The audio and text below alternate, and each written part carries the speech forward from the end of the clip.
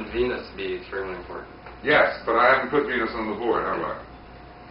I didn't mean that rude, yeah. Yes, of course Venus is very important. Why do you think Venus would be very important? Because it disposes of Mercury and Saturn. Yeah. There's other reasons for it. But you just don't know because you don't see the chart. Venus happens to be in the second house. Suppose Mars retrograde in Aries in the seventh, and I'll get to that in a minute. But do you know what I've just said? Hold it right there. Just think what I just said. Mars in Aries, retrograde in the seventh, Venus on the cusp of the second in opposition with that Mars. What does that tell you? Quick.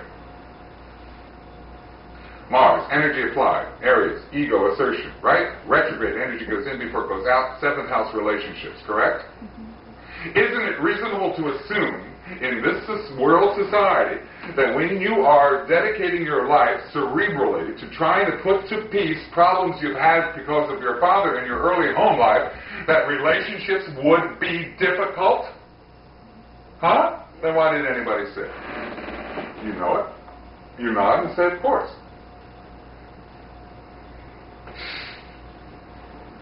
It's in you. I can't do anything about that.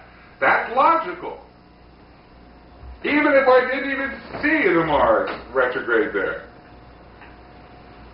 Especially opposite Venus. And Venus ruling from the second house of self-worth. Don't you think your self-worth is going to be down because of the Saturn retrograde phenomenon?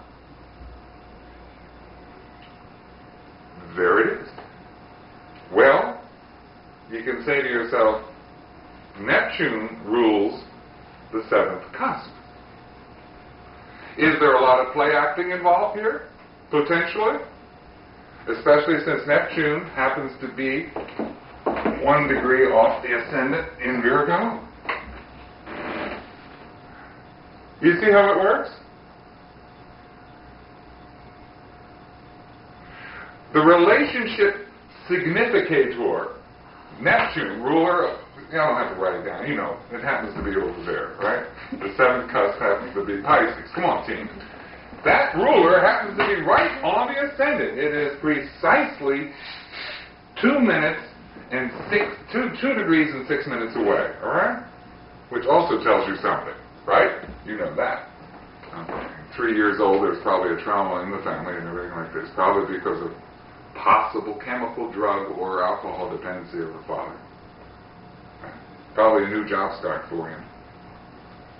4th of the 10th. Or 10th of the 4th, yeah. So what? Circle.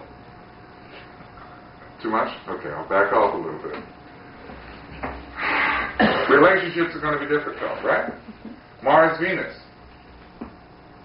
There could very well be orgasmic dysfunction here because of the celebration of the thing and the lack of trust and the difficulty and all of that and the protection through dreams and introverted analysis and all of this. Reasonable? Mm-hmm. I'm making conjecture now. That's all you need to start that meaningful conversation. Understood? When I asked her about that, her words were, "No, I am very rich in that." Interesting.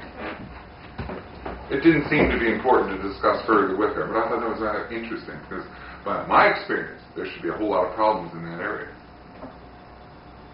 And then I realized, and it came out a little later, and I just didn't have to go back through it, that the idealization process here, through the Neptune, and it's usually idealization is through a Mercury-Venus picture, augmented often by Jupiter, and often religiousized by that, and rationalized by it. But you'll find that Neptune factor, the idealization like the Mercury-Neptune thing that we're talking about. But here it's just sitting there all by itself, you know, with all that cerebral Mercury background to it, and she happened to put that part of it into her cerebration process, with God's permission. And her idealization process has kept her from having many relationships also. But that was a defense mechanism because of the problems early on with the father, so that we've talked about, that we would get in dialogue with her, leading her through the talk. Remember, she's a psychoanalyst. She's doped it all out. And then the situation would certainly be that, as we will see later, when's enough enough? When will it be at peace? We will find later on in our talks that the defensive behaviors should cease after a while because they're no longer necessary. Therefore, you can free up more energy to do more things. So what do you project for yourself in the next 6 months? See that trend? It's a little rough, but you know what I'm saying? Are you with me? Huh? Come on, I need energy. I need to know I'm doing well. Is that all right? Yes.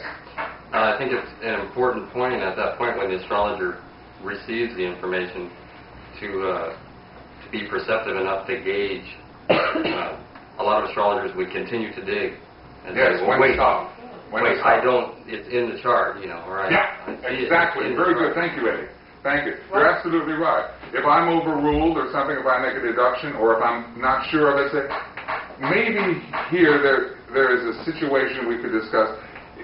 Would you be able to corroborate this type of behavior, or this thought that you've had, or something like that? Usually I do it in relation to time. Like when you were 14, were you, like that. And they'll say, no, I can't remember that. And I say, okay, fine, thank you. And then I just go on. Doesn't mean anything. You're not performing. You're trying to put together a puzzle that'll take psychoanalysts 6 months, and you can do it in about an hour and 10 minutes. You with me? Mm-hmm. And then peregrine planets run away with their faculties, their behavioral faculties. This extreme. Jonathan Winters has a peregrine Mercury. The comedian, who put himself in mental psychosis, it goes on and on and on. It just goes overboard constantly. Constantly. And I just can't kill this. This is so clear. I want some oohs and ahs. I want an ooh and an ah. Ooh.